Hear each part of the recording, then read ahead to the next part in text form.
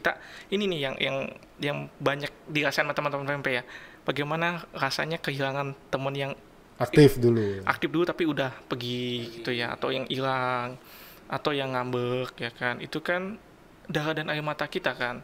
Nah, tapi di balik itu semua kan itu ada pembelajaran yang sangat luar biasa.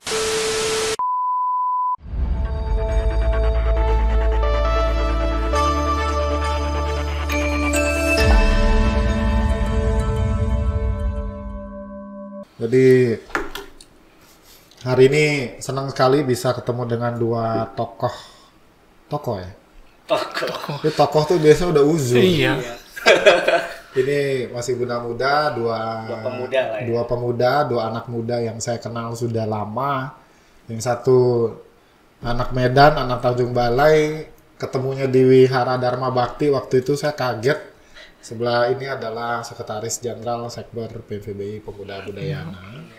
Kita ngobrol dulu sama tamu jauh kita ya. Oke, silakan. Siapa Ngomong. nama lengkapnya? Oh, saya Leonki Dharma Saputra. Wis. Kalau ini Sidi Agustiana Taniman. Nah, Agustiana ya, jadi bukan Agustina ya. Kadang-kadang suka salah Agustiana. Feeling saya lahirnya pasti bulan Februari. Enggak. Dia namanya udah Agustus kok. Kalau ini muridnya Dewa Data ya. Wah, jangan dong. Muridnya Dewa Data, namanya aja sudah Dharma Saputra. Terbalik dong. Itu benar dari kecil kamu dikasih nama itu? Iya. Kita kan ada 3 saudara ya. Oke. Jadi kita 3-3-nya itu nama kata tengah. kedua dan ketiganya itu Dharma Saputra. Oh, sama semua? Sama. Oh, Leonki Dharma Saputra, terus Kevin Dharma Saputra. Kevin Dharma Saputra. Dan Ken Dharma Saputra. Oh, ini keluarganya Buddhistik sekali. Iya. Tapi Beragama Buddha. Dan Sidi, ya, namanya sudah Sidi. Jadi hari ini nih saya ngobrol dengan dua orang yang mengerikan. Enggak. ngeri ya. Ngeri nih, dari sisi nama mengerikan. Dari sisi pengalaman juga banyak ya. Saya kenal Leonki ini di kota, waktu itu di mana ya saya datang itu?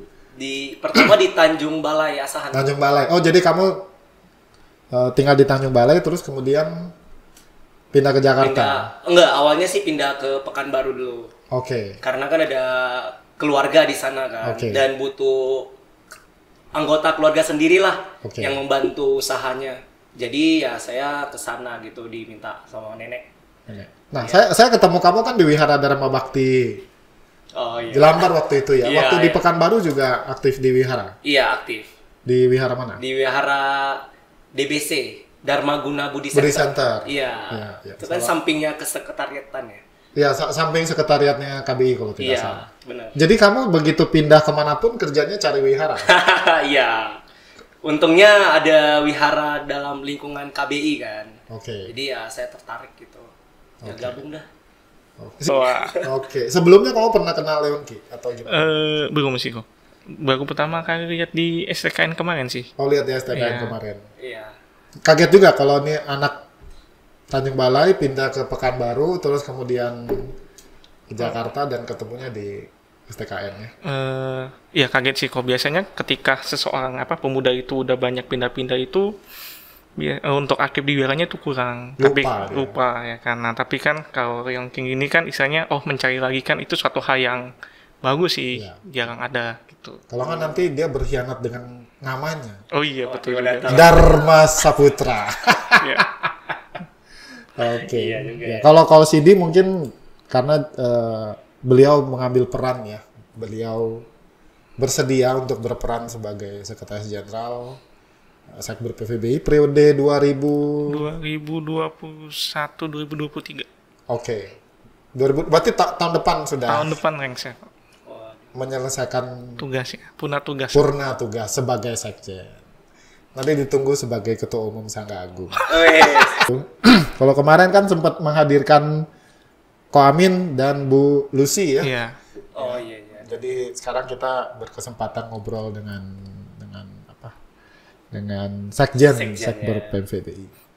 Kenapa Anda berdua ya tertarik kepada Buddha Dharma? Menurut saya menarik di tengah-tengah dunia di mana orang lebih fokus ya untuk karir, tetap berkarir tetapi masih menyempatkan diri. Siapa aja boleh Siapa? Boleh, ya kan? Koko dulu deh ya, Oke. sebagai yang lebih dewasa. Oke, kenapa lebih tertarik kepada Buddha Dhamma itu sebenarnya ada beberapa fase sih kok. Fase pertama tuh ketika saya di VMP ya, di VMP Surya Diguna dengan Sengkok, ya kan. Waktu itu saya mendapatkan kehangatan dari pembina saya gitu ya, pembina sama teman-teman. Ada 2 orang teman sih. Satu itu namanya Anton, kedua itu Yesi, sekarang udah jadi anggota sangga ya kan, cuma bukan di Sagin ya. Gitu. Satu lagi itu pembina saya namanya Grace Chandra sih ya kan. Beliau itu kayak ngerangkul saya di tengah-tengah. Teman-teman PMP itu kayak memandang anak baru itu, saya baru masuk ya, kan biasanya ya, ini siapa nih, itu. Tapi dengan kayak kehangatan mereka, pertemanannya mereka, itu saya merasa nyaman gitu. Itu fase pertama. Nah, fase kedua itu saya mengenal Buddha Dhamma karena kayak suatu hal yang masuk akal, masih idealis nih kok ya. Logis ya. Masih logis gitu. Masuk di nalar. Ya, makanya saya ambil S1 saya kan Dhamma Acarya. Wih, gitu. di mana? Di Naranda. Oke. Nah, dari sana kan dapat beberapa pengetahuan. Nah, terus yang terakhir ini kenapa Buddha Dhamma itu sak banget di hati, itu karena Buddha Dhamma itu sebenarnya bagi saya itu cerminan sih kok. Cermin. Iya, cermin. Bagi kita untuk melihat diri sendiri kalau begitu ya. Betul, gitu. Karena apa ya? Ketika kita itu kan punya kayak memandang diri kita tuh kayak sesuatu ya. Contoh saya Sidi itu seorang, anggap aja sekjen ya kok, sekjen ya kan. Dalam konteks ini sekjen. Ya, konteks ini sekjen ya. Istilahnya kayak dia banyak plus-plusnya maka jadi sekjen ya. Yang mungkin kayak pandai bicara, terus bisa baik hati, habis itu ya dan yang lain-lain ya. Nah, tapi ketika kita bisa lihat Buddha Dhamma itu sangat mendalam ya, ketika aktivitas kita sebagai sekjen ya kan, atau sebagai individu ya, itu kita tuh akan melihat bahwa dari sisi ini bentuk tuh kita tuh seperti itu. Contoh, berapa kali kita menunda kayak tugas-tugas di Sekbert ya kan, saya capek nanti dulu lah ya kan. Terus berapa kali kita istilahnya kayak marah nih ya kan, karena ada suatu hal yang nggak sesuai dengan keinginan kita ya kan. Terus berapa kali tuh kayak kita tuh kayak merasa pengen hargai, dihormati sebagai gua sekjen ini, gua memimpin organisasi nasional loh. Betul kok. Nggak kecil ya. Ya, dengan posisi seperti itu muncul ada rasa di dalam diri saya, itu kayak cerminan, rupanya kita itu nggak sebagus yang itu loh. Banyak banget yang harus diperbaiki. Kamu tidak seindah yang terlihat pada saat kamu kasih sambutan. Betul. Di balik itu semua kan ada sesuatu yang harus dibenahi ya kan, dan itu yang harus jadi tugasnya kita sih sebagai manusia buat nanti kan memperbaiki improve terus kan. Tapi ini mendalam loh, artinya di fase pertama, dan ini menarik ya, mungkin Leonki juga sama kali ya. Artinya kamu dari Tanjung Balai nyampe di mana tadi inget? Pekanbaru, DBC ya, Dharmaguna Buddhi Center. Kemudian ketika kamu akhirnya ke Jakarta, kamu juga cari wihara di Dharma Bakti di Jelambar. Ada nggak kehangatan hati ya seperti yang diceritakan Ko Sidi itu? Ya. Betah gitu ada. Kan? Betah ya di DB Pasti kamu ada, ya? Iya benar. Ada sih. Ada. Lebih. Kalau saya sendiri sih sebenarnya awalnya kalau ditanya tertarik awalnya ya. Dia tertarik sih netral ya. Dibilang awalnya tertarik tidak, dibilang tidak tertarik juga tidak gitu. Jadi netral aja. Itu pertama kali ya mungkin. Bro, soalnya kan cuman karena saya dipindahkan ke Tanjung Balai karena ada suatu hal. Ya, kita nggak tanya lah ya. Satu dan lain hal. Satu hal. Kalau pesawat delay alasan operasional. Oh iya. Jadi karena itu kan umur 1 tahun karena satu hal dipindahin ke Tanjung Balai dan dirawat nenek. Karena nenek itu juga kebetulan agama Buddha. Nenek dari pihak mama. Gitu. Jadi karena mereka Buddha jadi ya ikut beragama Buddha lah. Ikut wihara gitu dari TK, SD, SMP gitu kan. Jadi lama-kelamaan saya ada satu cerita sih. Apa nih ceritanya? Yang kita dengarkan secara mendalam. Nah, itu saya pertama kali ada guru saya Itu namanya Pak Budiman. Jadi dia guru agama. Oh, masih sampai sekarang Pak Budiman masih di Tanjung Balai. Iya, benar itu padahal baru luar biasa. Iya loh. Kenal juga kok ya? Kenal. Umur berapa ya? 8, 9, 10, 11 deh. 11 itu kalau nggak salah saya saya kelas 5 SD atau 6 SD. Jadi saya itu suatu kali itu saya ngeklik gitu. Ngeklik pada ajaran agama Buddha. Oke, apa nih? Masih ingat nggak? Jadi ingat. Jadi dia Pak Budiman lagi ngajar agama Buddha kan. Jadi ada satu konten yang ngeklik. Dia bilang gini. Kalau misalnya ketika ujian nih ya, kita mengajari orang, kita itu bakalan bodoh. Oke. Kita ngajarin orang, kita bakal bodoh. Dan kalau misalnya diajarin ketika ujian, kita juga bakalan jadi bodoh.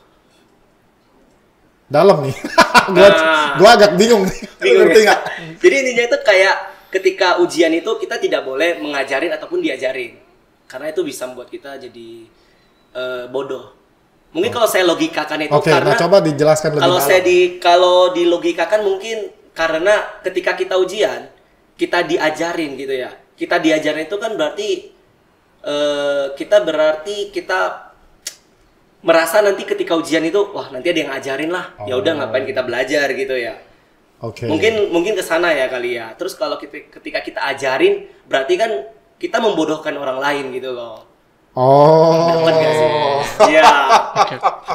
Jadi ketika itu pertama kali saya itu dari kata-kata itu saya sejak itu jadi ketika ujian saya tidak pernah minta. Tidak pernah belajar. Enggak, belajar pasti. Maka malah makin giat belajar. Makin giat belajar dan ketika ujian tidak pernah lagi minta orang ngajarin atau ngajarin orang gitu.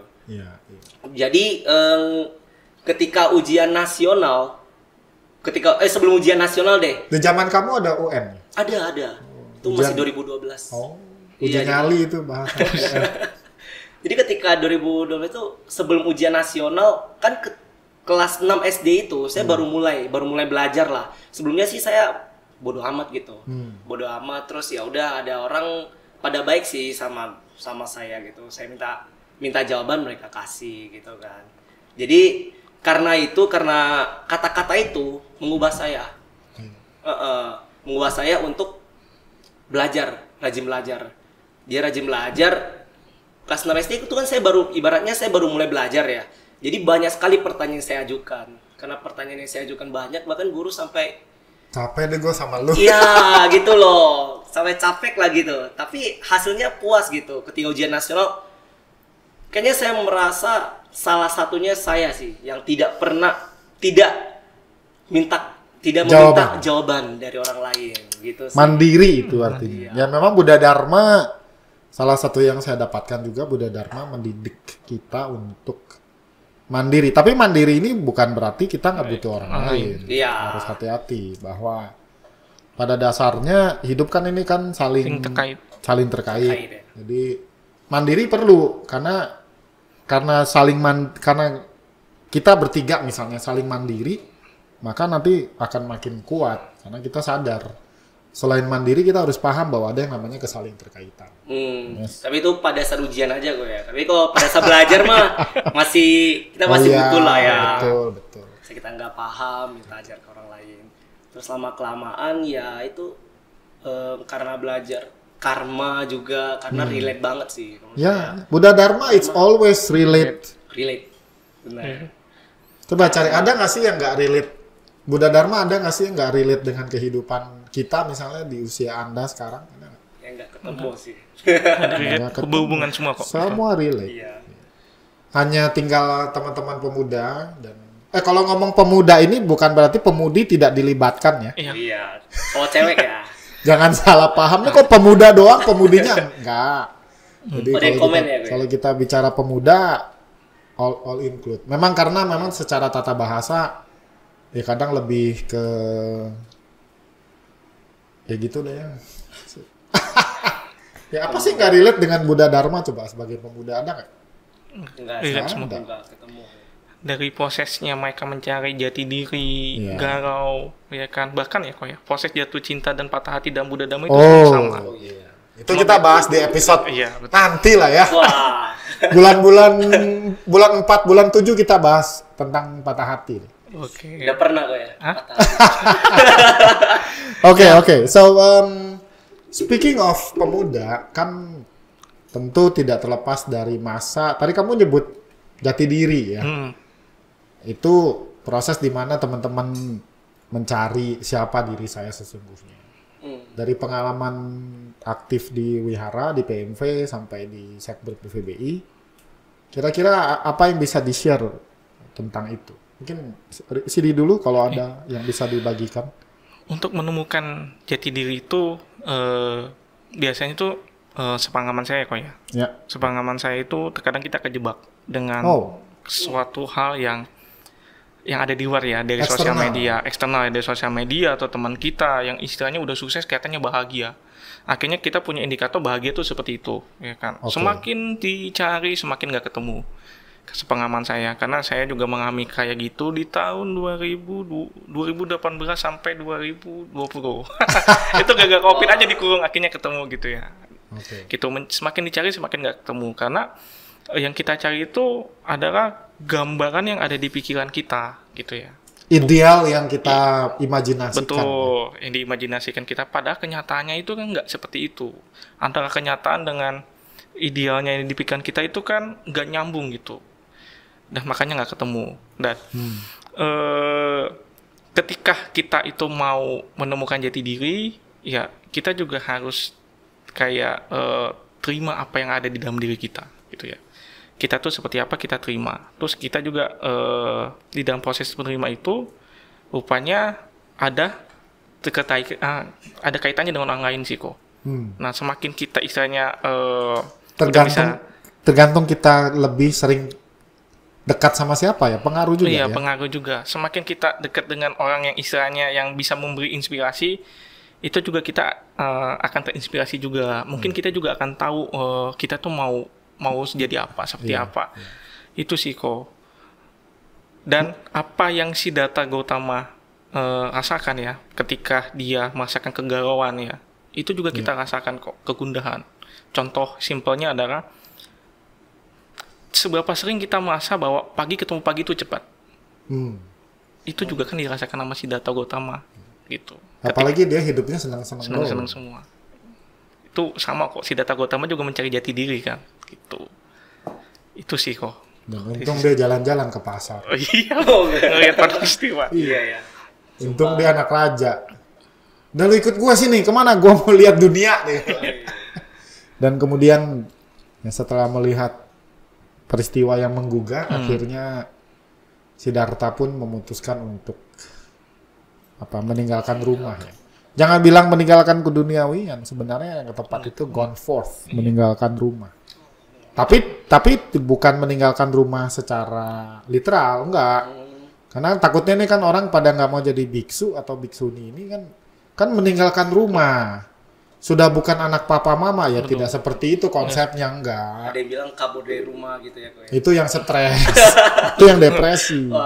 Tapi kalau yang benar-benar menjalani kehidupan monastik, pertapaan, mereka tetap anak yang berbakti dan bertanggung jawab.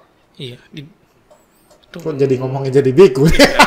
Tapi ya proses pencarian itu bimbingan ya. Menurut saya memang kalau saya juga ngalamin banyak teman-teman senior yang sekarang di KBI. Itu adalah orang-orang yang memang saya look up to ya. Jadi kayak kemarin kita Sarasehan, kita undang Kobudiman, kita undang Ko Amin, ada Biksuni Badra Satyani dan Bante Nyanasila adalah tokoh-tokoh memang yang sama seperti Anda, lama aktif di wihara. Dan menurut Anda, selain teman-teman mengidolakan tokoh-tokoh sukses di luar sana, kan sebenarnya kita bisa lihat di sekeliling Anda di wihara. Benar. Ada orang-orang yang bisa kita jadikan panutan, inspirasi. Betul. Lihat aja hidup mereka, ya memang nggak jet set ya. Ya tetap nggak naik pesawat pribadi, tapi bisa punya kehidupan yang Sentosa. Bahasanya kan Sentosa. Iya, betul. Sentosa sudah. Iya. Contohnya kayak Komoming kan, kemana-mana aja juga bahagia. Ya ngemper aja seneng kita. Nanti kita kirim foto kita Foto ngemper di jalan. Iya kan? Ada ya? Ada. Gak diajak gua nih. Kamu udah pulang duluan. Oh iya. Iya. Tanggal berapa emang? Itu pas hari terakhir, Hari tanggal terakhir. 1. Tanggal Oh. 1. Kayaknya King tuh udah naik bus dulu Naik ke bus. Jakarta. Iya. Ya nanti makanya teman-teman yang aktif di wihara, di pemuda wihara, ya diteruskan pengabdiannya kayak ini nih dari tebing tinggi tempat gue Oh tuh gitu. tempat tinggi tempat Friendsen Tanjung Balai. Iya. Tanjung Balai ke Riau, Pekanbaru, Pekanbaru. Riau, terus kemudian ke Jakarta. Jakarta. Ada banyak wihara-wihara yang bernaung ya atau di bawah binaan KBI, tempat teman-teman bisa aktif di pemuda dan nanti bergabung sama-sama di Sekber PVBI. Iya. Ngomongin Sekber PVBI terus, ini mesti diceritain nih, apa sih? Iya. Pak Sekjen coba singkatnya deh, karena panjang nanti. Ceritakan tentang Sekber Ya, PVBI. apa itu, mengapa, manfaat dan lain sebagainya. Bisa dibagikan ke teman-teman. Apa itu Sekber PMPBI itu? Sekber PMPBI itu sebenarnya sebagai wahana bagi para pemuda itu untuk saling bertemu, saling terinspirasi, terus bisa belajar bersama kan. Karena nggak dipungkiri bahwa salah satu kebutuhan pemuda itu adalah kumpul-kumpul. Nah, kumpul-kumpulnya itu juga harus bermanfaat. Positif. Nah, positif. Makanya ngumpul-ngumpulnya di wihara. Antar wihara kan di PMP. Nanti dari PMP ya antar provinsi, ada antar provinsi ke antar nasional. Fungsinya seperti wahana aja untuk kita saling belajar. Plus sama saling mentumbuh kembangkan sih. Ya kan? Bertumbuh ya. Tumbuh. Kalau satu provinsi tumbuh, maka PMP-nya tumbuh dan bisa menginspirasi ke provinsi lain. Ya. Jadi ada jaringan, kayak gini balik lagi ke dia nih, ada jaringan. Ada jaringan. Dia udah kejaring berapa kali. Udah ada jaringan gitu. Oh ya, saya dulu, kamu waktu di Tanjung Balai sempat aktif di Sekber PVBI juga atau bersentuhan? Bersentuhan. Kebetulan saya kan gabungnya di PMV Triratna kan? Iya, dia PMV Triratna ini kan salah satu anggota dari Sekber PVBI Sumut. Iya. Jadi ya secara tidak langsung bersentuhan kali ya. Pernah ikut kegiatan apa aja waktu itu? Acara Sekber yang pertama kali itu STKD. Oh, STKD, Sarasen dan Temu Karya Daerah ya. STKD itu tuan rumahnya kebetulan kita. Oh, Wihara Triratna. Wihara Triratna. Iya, itu pertama kali sih jadi panitia. Jadi biar Anda tahu ya, ini datang ke wihara dia butuh perjuangan cukup berat. Kok gitu? Iya, lumayan jauh soalnya. Oh, Dari Kota Medan itu kalau kereta api sekitar 4 jam. 4 jam setengah. Itu pun adanya kelas ekonomi. Dengkul ketemu dengkul. Oke. Apalagi kalau teman-teman di Sekber PVBI Sumut itu yang PMV-nya itu di Nias atau di Sibolga datang ke Tanjung Balai itu butuh effort ya. Tinggi sih. Sebaliknya juga kalau mereka mukerdanya di Nias atau Sibolga, gantian mereka yang butuh effort. Tinggi. Tapi menarik ya kalau di Sumut mereka sering gitu sih. Betul. Kunjungan kerja ya kok ya. Dari ujung ke ujung gantian. Iya. Mungkin bukan hanya Sumut sih. Semua Semuanya iya, juga gitu. apalagi ya. Iya. Betul. Jadi kayak misalnya Riau aja. Iya. Betul. Riau itu Paling jauh misalnya kemana? Saya jarang sih kalau Riau muter-muter paling di Riau. jauh itu Guntung. Guntung ya kan, atau ke arah ada satu daerah saya lupa itu di Riau kok. Itu wiharanya aja kalau mau kebaktian masih pakai tenda. Aduh. Itu di daerah deket-deket apa ya? Mungkin dekat Sumut-Sumut sana lah. Itu ada gitu ya. Kemarin juga Pasir Sekpop. Putih. Pasir Pangarayan ya? Iya, pokoknya dia tuh daerahnya sungai. Sungai gitu. Oh. Itu juga istilahnya semangat teman-teman di sana untuk melayani teman-teman dari Sekpopnya untuk melayani teman-teman di PMP itu emang ada. Ya, betul. Jadi memang dengan adanya organisasi kepemudaan yang berfungsi sebagai wahana untuk belajar, bertumbuh bersama, memang akan butuh orang-orang yang mau untuk terjun ke daerah-daerah yang jauh. Dan itu capek. Itu capek, tapi pengalaman yang nggak akan bisa Anda terlupakan. Beli malah. Betul kok. Dan kalau mau diulang lagi tuh itu juga nggak bakal bisa kok. Iya, nggak bakal bisa. Ya. Kecuali jadi komoming. Itu bisa. Iya. Saya nih kebetulan aja masih ada yang mau nanggap. Oh, jadi kamu pernah STKD di Tanjung Balai. Setelah itu ada lagi nggak kegiatan lain yang kamu pernah ikut? Satu lagi Mukerda sih. Mukerda dan Pelatda. Mukerda dan Pelatda. Iya, itu di tebing tinggi. Oh, tebing dekat. Dan kalau di setiap acara kita ini kan pasti ada pembekalan ya, ada pelatihan dan hal-hal lain yang tujuannya itu tadi sebagai kita untuk tumbuh. Selain tumbuh juga untuk mempertemukan jodoh ya, Koy. Iya. Itu efek samping itu. Oh, efek samping. Ya efek samping, cuman yang dicari efek sampingnya. Tapi kan ada bukti nyatanya kan? Ada. Udah, itu topik lain. Oh iya lupa. Oke, dan kita baru selesai satu acara nasional, yaitu Sarasian dan Temu Karya Nasional Sakber PVBI di tahun 2022 ya. Jadi sebenarnya yang punya kesempatan ikut kegiatan ini boleh dibilang beruntung ya? Beruntung. Iya, betul kok. Karena kan jumlah kotanya itu kan terbatas ya kan. Jadinya teman-teman provinsi itu juga benar-benar kayak siapa sih yang punya potensi yang buat diikut sertakan. Ya. Gitu. Dan ini udah kayak PON ini, jadi ada seleksi tingkat provinsi kemudian baru dikirim ke tingkat nasional. Tingkat nasional. Leonki ini mendapatkan terbaik 2. Waduh. Ya for your record ya teman-teman di seluruh Indonesia yang mendengarkan ini. Jangan heran kalau kita tidak menggunakan kata juara ya. Betul nggak sih? Betul. Kita menggunakan kata terbaik. Iya. Karena kegiatan ini bukan kegiatan untuk mencari juara. Pada dasarnya ketika Anda bisa datang dan sampai di Mahawihara Mojopahit, Anda sebenarnya sudah juara. Iya, kenapa coba? Perjuangan. Sama ini kok. Kenapa bisa juara ya? Karena pada saat kita datang di sana itu kita itu kayak dikondisikan untuk melawan rasa takut. Pasti kan pada saat kita tampil di temu kaya kan ada namanya rasa takut gitu. Ya, itu harus kita atasi. Karena kan itu salah satu kayak penghalang kita untuk melakukan suatu hal yang baru yang mungkin kita bisa dapat pengalaman yang lebih. Ya.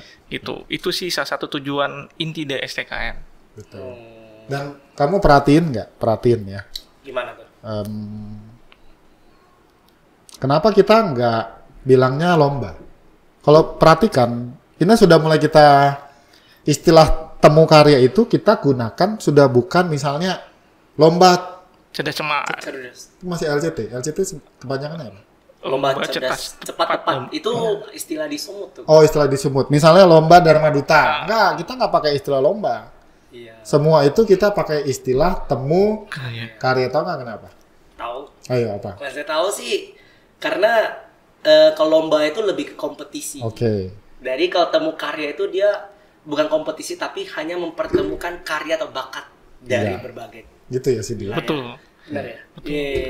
Karena kan setiap orang itu kan punya potensinya masing-masing. Nah, dalam temu karya itu potensinya itu kayak ditumbuh kembangkan. Nah, lewat kembali lagi wahananya tadi itu, warna kecilnya ya. Dharma Duta. Dan yang paling keren, gue juga baru tahu tuh. Kenapa? Itu bagi saya yang keren itu adalah LCT. Nih, kenapa? Juri LCT, coba. Apa konsep LCT-nya? Cerdas cermat ya? Jadi sebentar. Kalau menurut kamu nih, yang kamu tahu, cerdas cermat itu ngapain lombanya? Biasanya. Oh, biasanya. Biasanya. Biasanya kita ada 2 sesi ya. Oke. Satu sesi itu setiap peserta dikasih kertas menjawab pertanyaan dari juri ya. Oke. Yang kedua itu ya pencet-pencet bel gitu, tet gitu kan. Siapa duluan gitu. Iya. Jadi beliau jurinya waktu itu. Oh iya. Apa beda nih? Konsep CT sekarang itu sudah diubah ketika STKN 2019 di Riau. Jadi tujuan dari LCT ini adalah bukan mencari siapa yang paling hebat ya kan. Biasanya kan LCT itu dari dulu ya kok ya. Perkontingen gitu. Perkontingen itu pasti ribut ujung-ujungnya. Berantem ya. ya. Gua yang benar nih. Gua yang menang. Nah, pertanyaan rebutan, tegang, gitu. Makanya kita ganti konsepnya bahwa RCTI ini adalah benar-benar pure teman-teman itu bisa kayak punya potensi baca damanya itu dikeluarkan, ya kan. Makanya kan ada 3 tahap ya, ada ranking 1, ada TTS sama yang pos ya kan. Tujuan utamanya adalah ya benar-benar kayak kompetensinya dihilangkan, ya kan. Kompetisinya dihilangkan, kompetensinya ditingkatkan. Gitu. Plus di akhirnya itu tujuannya untuk kayak menghilangkan rasa saingan, ya kan. Makanya kita main pos-posan, dan pos-posan itu juga banyak gabungan dari beberapa kontingen gitu. Sehingga istilahnya bisa saling ketemu, ya kan. Mungkin isi soalnya bisa langsung ke ketawaan gitu. Jadi alih-alih peserta LCT itu misalnya kontingen DKI Jakarta. Ini enggak. Jadi kontingennya diacak. Satu tim itu banyak kontingen. Iya. Itu baru dapat temu karya. Karena kita bukan misalnya istilah ada pekan olahraga dan seni, terus antar wihara kemudian beradu ya. Tapi kalau memang di saya nggak, karena saya ikut beberapa STKD, saya juga tidak, karena tugas saya hanya di Dharma Duta, jadi saya nggak gitu perhatiin. Mudah-mudahan nanti di STKD lain juga gitu. Jadi memang orang-orangnya, teman-teman yang berangkat adalah yang sudah punya capability, dan nanti di sana pasti lebih bertumbuh dong, karena lu masuk satu grup juga dengan temen yang juga cakep. Iya. Kedua juga untuk mengajarkan, ternyata gue juga nggak tahu ini, dia lebih tahu dari gue. Ada istilahnya collaborative learning, kalau istilahnya seperti itu. Iya, jadi kamu Leonki dapat terbaik 2 ya? Selamat buat kamu kok, bukan buat saya. Ya, temu karya tenis meja tunggal putra. Iya. Mungkin ke depan bisa ada beberapa temu karya yang lain ya. Kedepannya. Katanya gitu. Kenapa sih kita nggak Mobile Legend? Oh iya, apalagi sih juga ya. Ya karena itu kan gamenya mengandung. Saya nggak main sih, tapi kan killing game kan. Betul. First shooting FS ada istilahnya tuh game yang. FPS ya. Iya, first person shooter kan. Iya. Nah, itu nanti teman-teman kalau lomba temu karya itu, nanti kan citanya ini mikirnya nembak terus. Bahaya. Tuh, terus sampai juga bisa memancing kata-kata yang nggak pas. Betul. ada temu karya vegetarian gourmet. Ya. Itu iya. Memasak itu. Memasak itu. Iya, masak. Luar biasa. Itu untuk menggali potensi teman-teman yang hobi masak sih. Sekarang apalagi kan yang untuk yang bagian masak itu kan emang lagi naik daun kan. Betul. Apalagi waktu itu ya, saya agak temu karya gourmet, terus bacanya apa sih, gourmet atau gourmet, gue nggak gitu hafal. Dharma Duta, LCT, Cerita Gabi mungkin. Oh nanti aja, jangan ngomong di sini. Kalau ide jangan taruh di sini, rugi kita ya. Salah satu lagi temu karya yang penting khususnya untuk anak-anak ya. Cerita Gelangan Anak Buddhis, kemudian Budayana Idol. Terus sama Cipta Lagu Budi. Cipta Lagu Buddhis. Creative Production. Ya.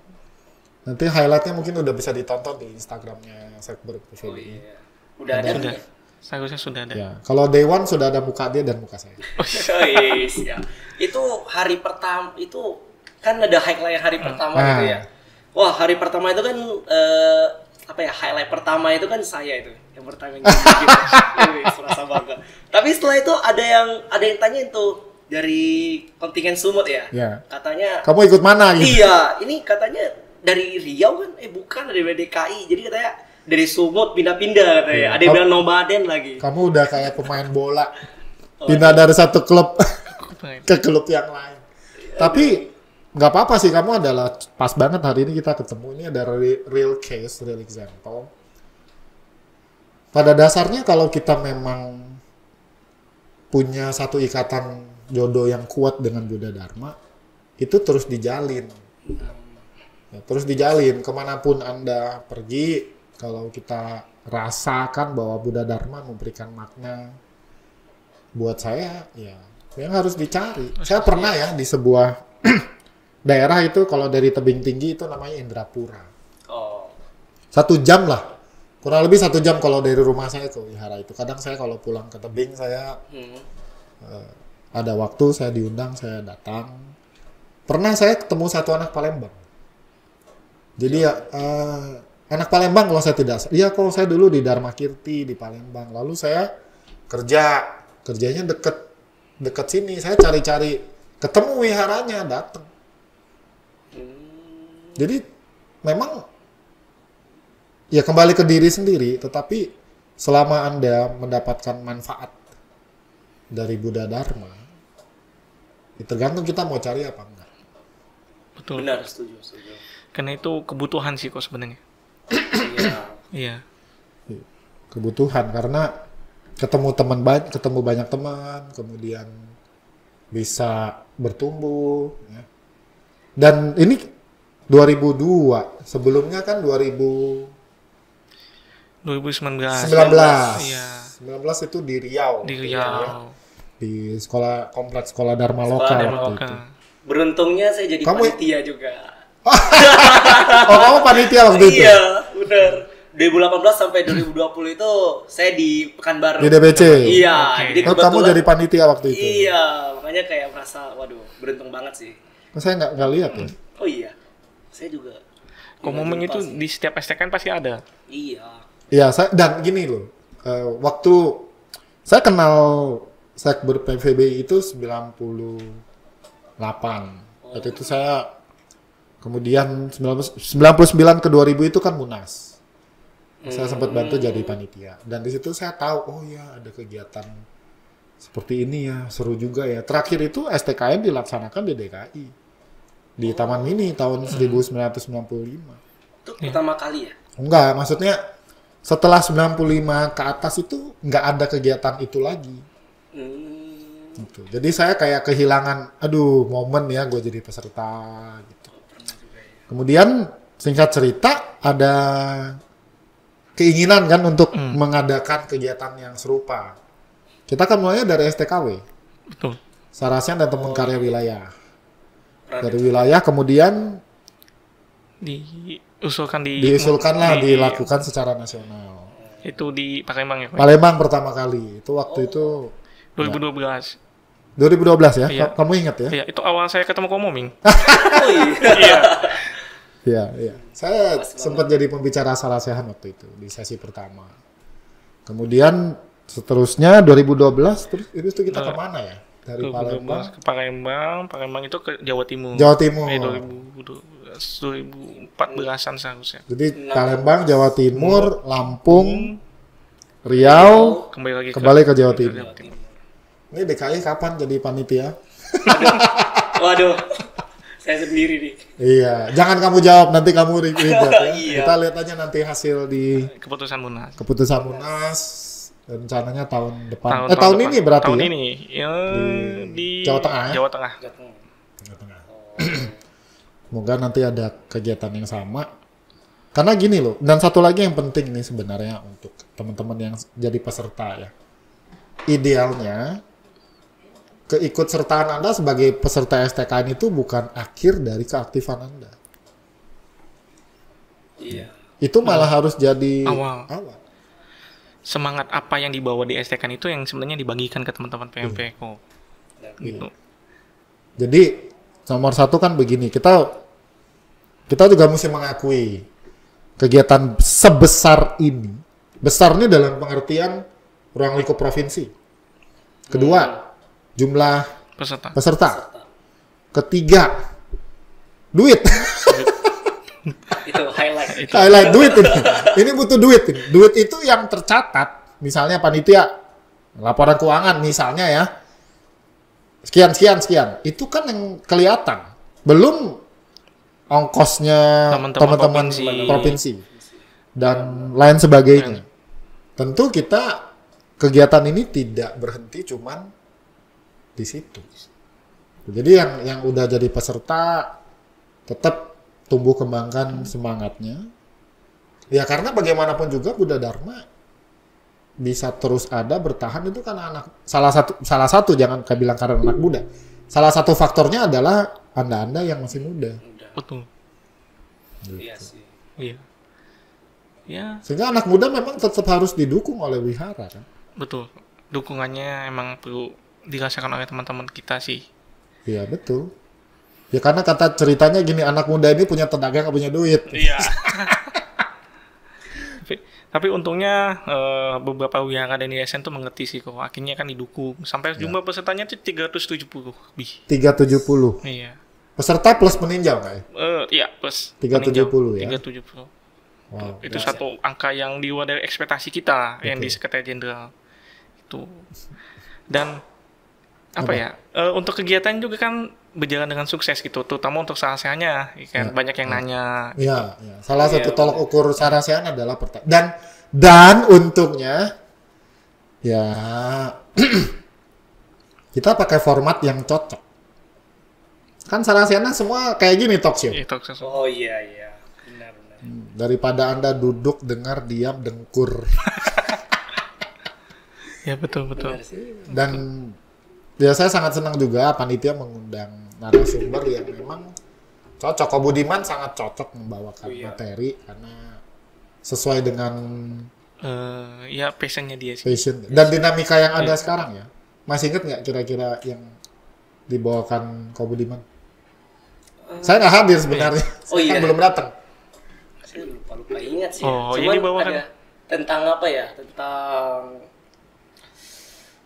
anak muda, terus aduh lupa ingat sih. Ya, coba. So, masih gimana ya? Intinya yang dibawakan Ko Budiman itu kita sebagai pemuda itu harus berani mencoba suatu hal yang baru. Jangan takut ya kan. Karena semakin kita mencoba itu, kita akan dapat sebuah wawasan yang lebih, dan itu yang akan mendukung kita tuh untuk istilahnya menuju suatu hal ya. Anggap aja kita katanya sukses gitu ya. Nah, dengan proses-proses seperti kayak gitu, itu yang benar-benar yang dibutuhkan oleh kita sekarang. Berani kok. Jangan takut ya kan. Apalagi kan mindset brandnya anak muda sekarang tuh generasi tukang lunak ya. Gitu. Jangan takut untuk tulang lunak. Ya, sampai Ko Budiman juga ngasih cerita-cerita tentang perjuangan dia waktu dia kuliah sampai sekarang dia megang berapa puluh perusahaan lah. Oh gitu. Iya, jadi direktur ya. Iya. Perjuangannya besar. Kayak di kita kalau nggak salah ada sesi dia minta kita kalau misalnya nih ada ide yang brilian boleh share aja langsung. Iya, share ke dia terus dia bakal bisa di follow up. Iya. Betul. Dibantu juga gitu. Ada juga sih. Kalau dari Ko Amin jangan cuma ingat PJKA ya. Itu salah satunya mungkin boleh kok. Buat pejuang edet boleh. Cuma dalam satu sisi Ko Amin itu kan daya upayanya itu kuat. Luar biasa. Iya. Untuk sukses itu kan kita dukung dia 3 periode ya. Iya, boleh. Ini kalau ketum nonton nih awas moming provokator terus katanya. Ya memang ada banyak sisi ya masih vibe-nya masih berasa kali ya soalnya baru seminggu ya kita selesai dan masih banyak foto-foto di share juga kok di sosial media. Di share masih banyak yang share. Iya. Karena generasi kamu itu bisa banyak foto, kalau zaman dulu kan enggak. Masih pakai tunggu dulu, cetak dulu, print dulu. Jadi gimana itu kalau mereka mau fotonya gitu? Ya saya yang repot lah. Intinya repot gitu aja. Sekarang kita gampang ya. Sekarang gampang kan? Gampang. Kemarin baru aja di-share di Google Drive foto-foto dari awal sampai. Oh iya, ada. Google Drive. Oh nanti minta ya? Oh, boleh kok. Iya, nanti Google Drive. Dan memang kita juga apresiasi teman-teman di OC itu Operational Committee istilahnya ya. Jadi teman-teman panitia di Jawa Timur juga. Iya, mereka punya upaya yang luar biasa sih. Itu dimulai mereka nginep H-7 sebelum Mas. H-7? Iya. Itu makanya kita juga bingung gimana bajunya itu ya. Iya. Ya laundry-nya, terus persiapan apa ya kayak mental mereka untuk nginap di tempat hal yang baru, meninggalkan zona nyaman kasurnya itu kan. Betul. Itu kan benar-benar harus diapresiasi sih kok. Itu teman-teman panitia. Dan mereka bikin ini keren sekali. Iya loh. Ada semacam kalau SEA Games atau PON itu kan ada apa istilahnya ya? Bukan ikon. Oh, iya tahu. Logo bukan. Kayak DKI, kalau kayak dari Sepprov DKI kan tum-tum. Ini kayak ada ininya kan. Terus apa ya? Temanya maskot, juga maskot. Maskot. Terus temanya juga menarik. Ya, karya Agya. Ya, itu bicara tentang pertemanan, persahabatan. Jadi di konsep juga dengan sangat baik. Di konsep dengan sangat baik. Tweetbone-nya juga banyak. Sampai H-7 ya. Kemarin waktu saya diantar sama Orin itu, saya tanya ini udah selesai pengantaran terakhir. Oh belum kok, kita masih harus pulangin kasur. Betul. Kemana? Ke Jogja. Buset. Jawa Tengah kok. Jawa Tengah, luar biasa. Dan ini pengalaman banyak ya. Kadang-kadang anak muda merasa untuk apa sih saya capek-capek berorganisasi? Atau untuk apa saya aktif di wihara? Toh saya juga nggak dapat apa-apa. Nggak tahu dia kok. Banyak lah manfaat. Betul. Kita sampingkan dulu ya kalau kita bicara benih karma baik.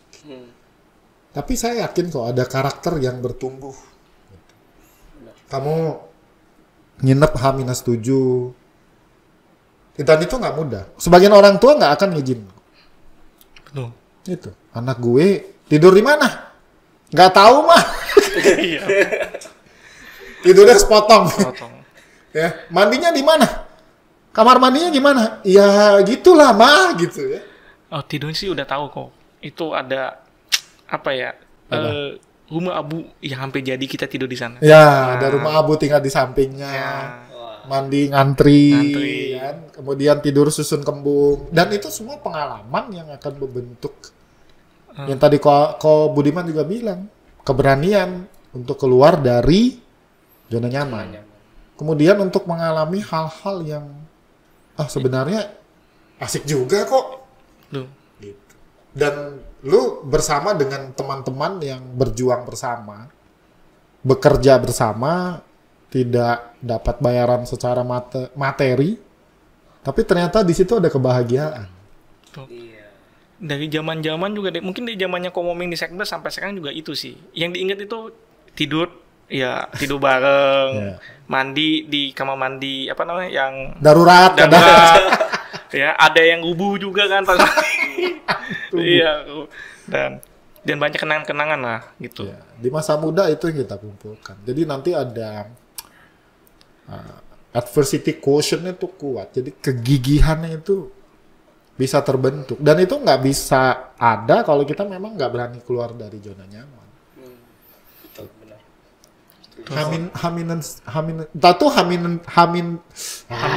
H-7 tuh nginep belum kita bicara persiapan. Dan lain sebagainya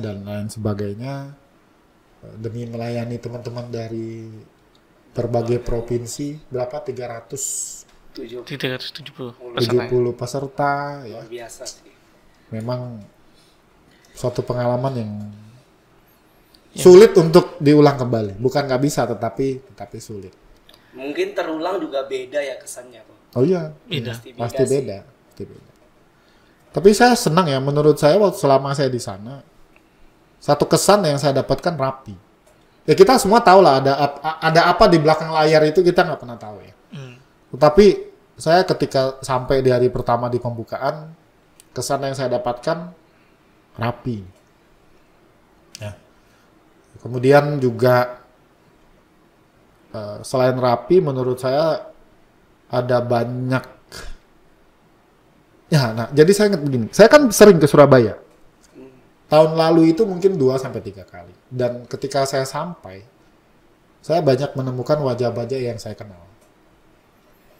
Jadi, ada satu kebahagiaan sendiri di diri saya. Ketika saya datang misalnya ke sana untuk workshop, untuk sharing gitu. Dan di STKN sini, saya ketemu lagi anak ini jadi panitia.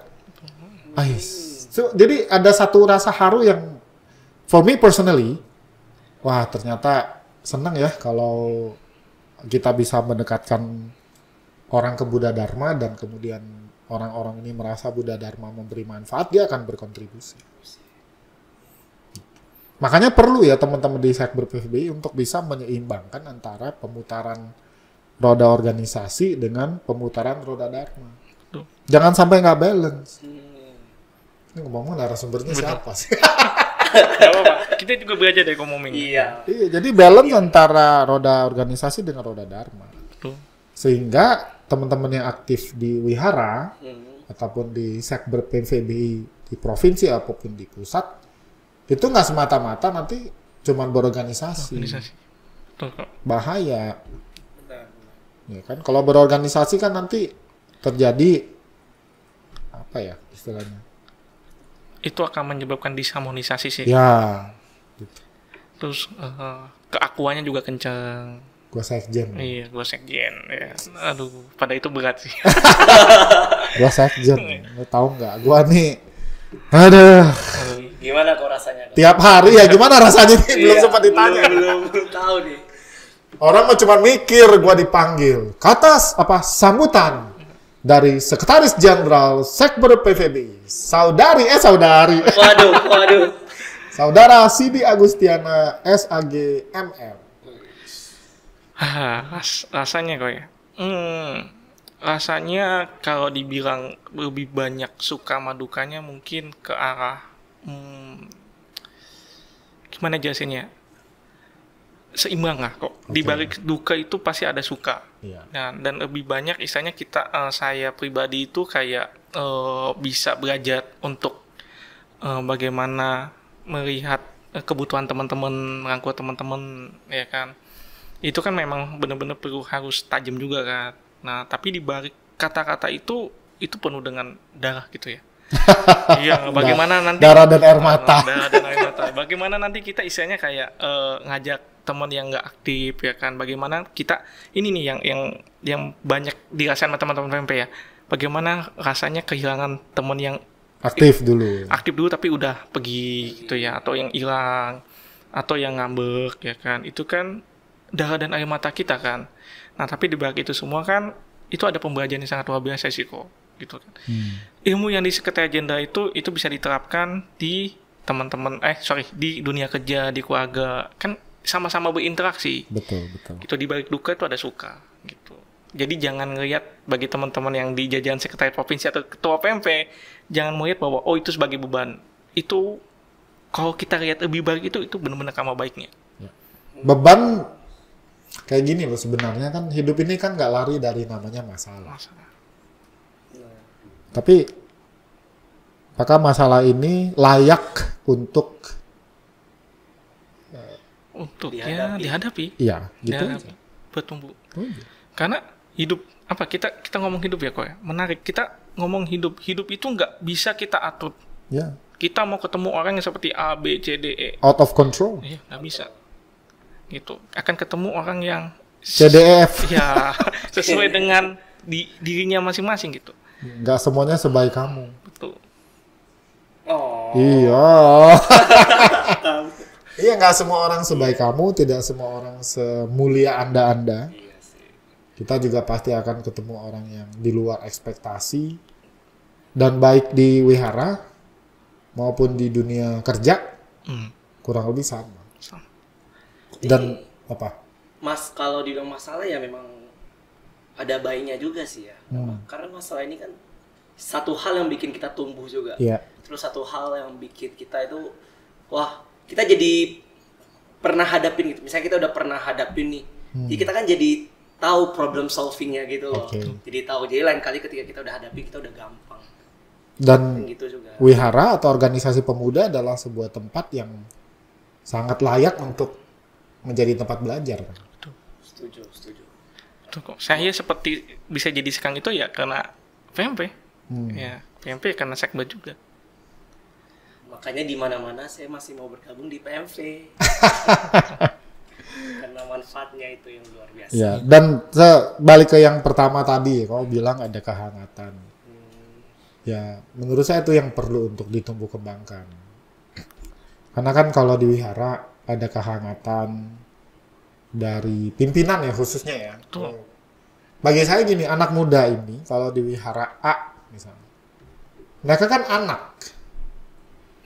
Kan kita sering bilang nih, Sekber PVB adalah anaknya. Kakeknya kan Sang Agung, masih ngasih. Oh iya, betul. Papanya kan MBI. Mamanya WBI. Sekarang ada abangnya Sidi gitu ya. Bukan Sidi saya. Terus ada kakeknya satu lagi Bulan Bahagia. Kalau kita bicara di level wihara, maka anak muda kan punya papa mama juga sebenarnya. Misalnya orang yayasan atau PUB atau WDI. Nah mereka ini akan nyaman, akan betah kalau ada kehangatan. Betul kok. Benar sih. Kemarin waktu kita menentukan program kerja ya, tahun 2021 ya, sebenarnya kita mencari kebutuhan teman-teman PMP itu apa? Rupanya ada 3 kok. Apa tuh? Pertama, kehangatan atau teladan. Kedua itu dikasih kesempatan untuk berkarya. Oke. Ketiga itu adalah sebuah skill untuk leadership. Oke, Pertama tadi apa? Kehangatan sama teladan. Kehangatan atau teladan. Jadi di wihara mereka mendapatkan sentuhan kasih sayang ya. Betul. Dari yayasan, sangga, pandita, mungkin pembina atau teman-temannya. Itu yang membuat betah. Kedua dikasih kesempatan untuk berkarya gitu. Kesempatan berkarya, menghabiskan uang wihara. Ya mau nggak mau kan? Iya, tapi artinya gini, dikasih kesempatan dan mereka harus membuktikan bahwa mereka worth it. Betul. Ya bagaimanapun juga kan teman-teman di Muda-Mudi Anda pakai uang umat. Betul. Yang harus kita pertanggungjawabkan dengan sebaik-baiknya.